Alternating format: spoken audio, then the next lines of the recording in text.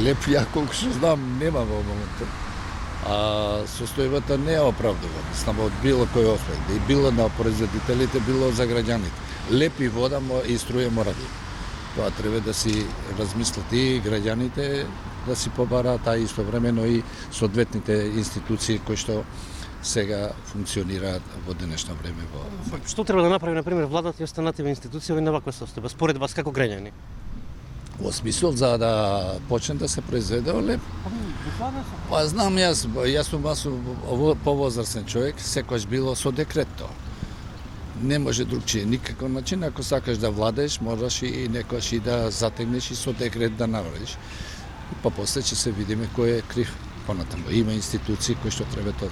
Жалосно е денеска да нема леп, тоа е жалосно. Додека нема во продавницата.